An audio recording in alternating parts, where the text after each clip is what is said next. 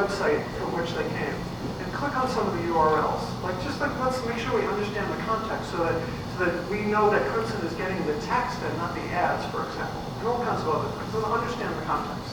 So that's part of the answer to your question, which is follow your nose, follow the lead, right? Understand the context of what's going on. So they do that, they come back to my office. They say, there's something wrong with the data that we got from Crimson Hexagon. Because although a lot of times you click on the post and it goes exactly the way you would expect, it looks like a Chinese version of Facebook or something, sometimes you click and it doesn't go anywhere. So I said, show me. So they walk over to my computer in my office. And we're clicking on posts, and those things happen. And then one pops up and it says, this post is being investigated. They said, this is social media. What do you mean being investigated? And then we realized that Crimson Hexagon had the ability, and we just discovered this, to download social media posts before the Chinese government could censor them. And then we thought, and this is the exact answer to your question, let's forget that paper on automated text analysis. Right? And we'll go study a completely new thing. So I think the real answer to your question is, look where the opportunity is. And I think now there are huge opportunities because there's so much data pouring out of society from everything that's changing from analog to digital, that it creates opportunities for numerous new projects. So now that you've figured their censorship out, they know they figured it out, so what do they do now?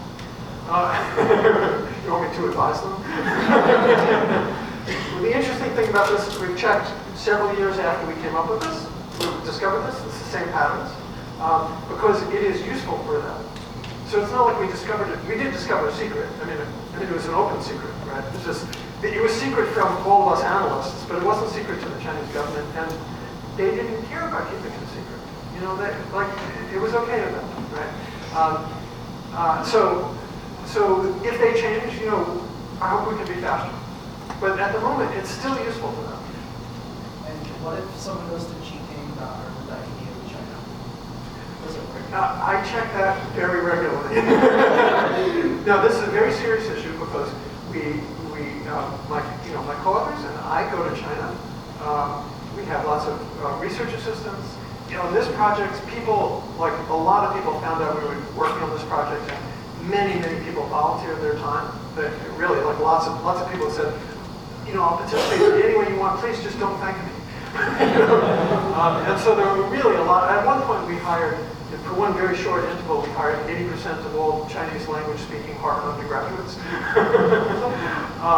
And so we wanted to make absolute sure that they were all protected. So this is we went way above what the IRB, the institution, when social scientists write papers involving human subjects, they have to submit the proposal before they do it.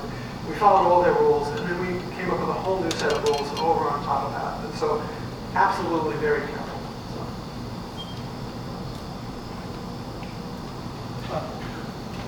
Do you know what functional MRI is? Sure. Yeah, I mean, you can't make one, but yeah, I used to do neuroimaging research. In functional MRI, basically, you get a lot of data points and crunch the data.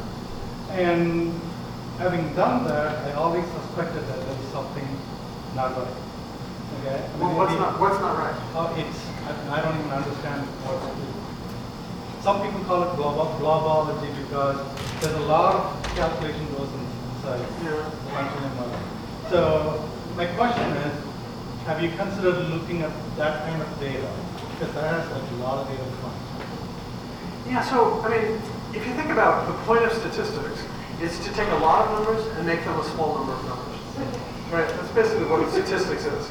I tell my students that the word statistics means sample characteristics. That's actually etymologically false. Okay? But you should really think of it that way. It's just a few characteristics of a large set of data. And for an MRI, there's an enormous amount of data, and we can't put all that in our, even though it's an MRI of a head, we can't put it all in our head. We can only fit in our head a small bit of information. And so, particularly since we don't know enough about the brain and how it works and what all the parts are and what's relevant when something changes, we might be summarizing and pulling out the facts that are not relevant. So maybe I've just re-expressed what your point is. Because that's, so figuring out what the quantity of interest is, like when I said, we don't care about classification, we care about the percent in the category. Like that, once you change, you say that's the quantity of interest, then all of your methods can change to fit that. If we understand that it's the, I don't know, gray matter rather than the blue matter, to be silly about it, then I think we would do something completely different. So it's the quantity of interest that's really crucial. And that's why you sort of need theory as well as you need data. So, very interesting detailed methods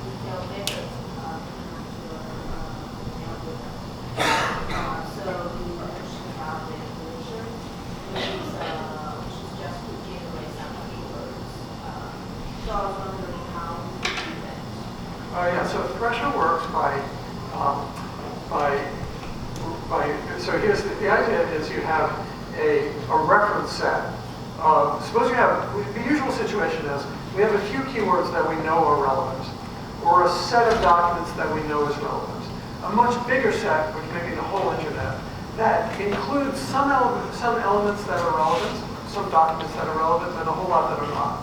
And the goal is to use the reference set to find the target set within the giant search set. Okay, so far?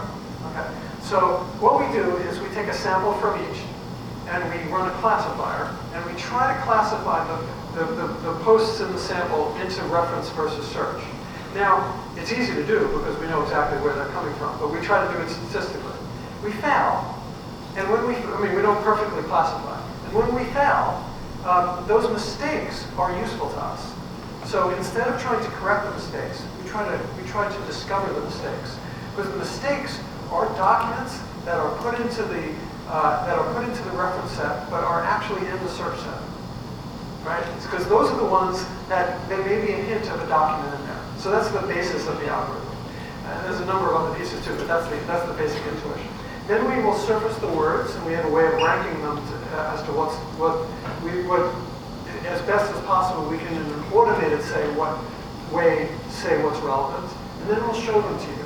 There's no way that the algorithm could do everything ever, because if I said come up with all the words that mean black, you might think of dark gray, you might not think of Louis Black, the comedian, and that may or may not be relevant.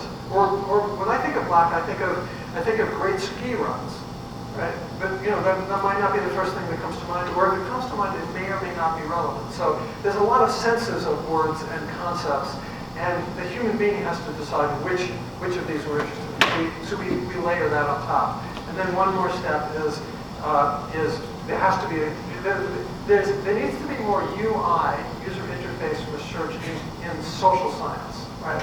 There is in social science because it is really social science research, but almost everything we do involves some kind of interface, right? And we can get more information out of the human if we're very careful in how we feed the information to the human. So we're also careful about that. What kind of technology or code do you use to write the algorithms? Like, do you use Splunk at all? Anything with that? Sometimes. So for Thresher, we've done it on extremely large data sets, 70 million documents. So then you use all kinds of things that are genuinely big data techniques. When we're developing methods, we typically use R because it's straightforward. It's easy to make changes. There's not a lot of overhead. But to scrape the web and do text things, Python's really good. To do web design things where you need good user interface, none of that is really good enough. Shiny and R is pretty good for very limited things, but then you got to sort of switch to JavaScript. So basically, what I always wanted was the one computer language. I would just learn that language, I'd become the best at it, and then I wouldn't use any other language. It's not an option. Okay. So you just use whatever tool is necessary to accomplish the task.